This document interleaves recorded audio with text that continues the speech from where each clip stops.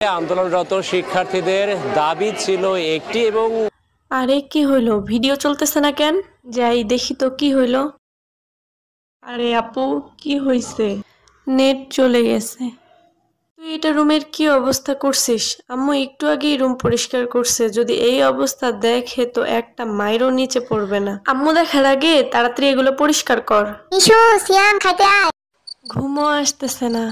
আল্লাহ তুমি সকল শিক্ষার্থী ভাই বোনদের হেফাজত করো আল্লাহ। নেট তো আর আসলোই না, জানি না ধাবির কি অবস্থা। এখন ঘুমাই, কাল সকালে উঠা দেখবো কি করা যায়।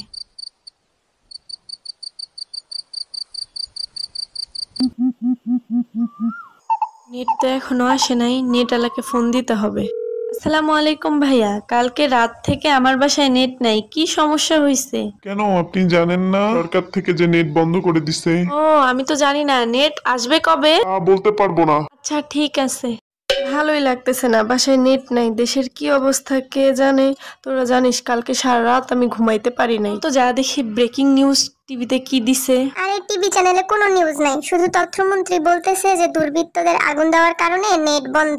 আর সব টিভি চ্যানেল ছাত্রদের সন্ত্রাসী বলতেছে, যে সন্ত্রাসী হামলা চলতেছে। এই দেশটা না গোল্লায় গেছে। আরে টিভি চ্যানেল গুলা এক একটা সরকারের পাঁচাটা গোলাম, তাই কোনো নিউজ দেয় না। তুই ঠিক বলছিস, এই সরকারটা না চেঞ্জ হওয়া দরকার। এমন সরকার আসা উচিত যে সরকার দেশ এবং দেশের মানুষের জন্য কাজ করবে।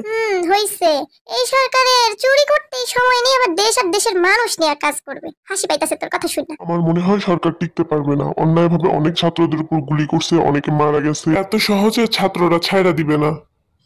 তুই ঠিক বলছিস। চল সবাই বাড়ি যে, আর তোরা কোনো খবর পাইলে আমাকে জানাইস।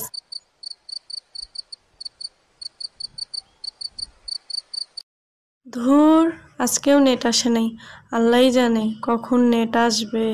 এদিকে দেশের কি অবস্থা তাও কিছু বুঝতে পারতেছি না। আরে মিশু কি হইছে? এইখানে দাঁড়ায় কি একা একা বকবক করতেছিস? আরে আম্মু জানো, আজকে 3 দিন হইলো নেট নাই, তাই এখানে দাঁড়ায় দেখতেছিলাম যে নেট আসছে কিনা। নেটালার কাছে ফোন দিতি, 3 দিন ধরে নেট নাই, শুনতি যে কি সমস্যা হয়েছে? ফোন দিছিলাম, ওইখানে কোনো সমস্যা হয়নি, সরকার থেকেই নেট বন্ধ করে দিছে।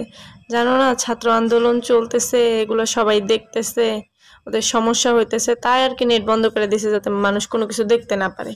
ও আচ্ছা, এখন তো ফোনে নেটও নাই, সময় পার করবি কি দিয়ে? আমার সাথে চল, রান্নাঘরে একটু হাতে হাতে কাজ করে দিবি, আমি মাও খুশি হব, তো সময়ও পার হয়ে যাবে। আম্মু আমার বাইরে একটুখানি কাজ আছে, আমি করে আসা তোমার সব কাজ করে দিব। আমার জন্য তুমি সব ঘরের কাজ রাখি, ওকে? ফাঁকিবাজ মেয়ে।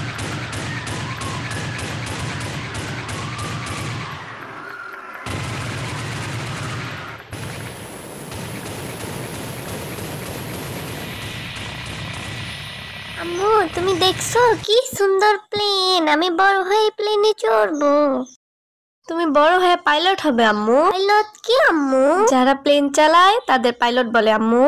আচ্ছা তাহলে আমি বড় হইলে তোমাকে আর বাবাকে নিয়ে প্লেন চালাবো, তুমি আমার সাথে প্লেনে চড়বা আম্মু?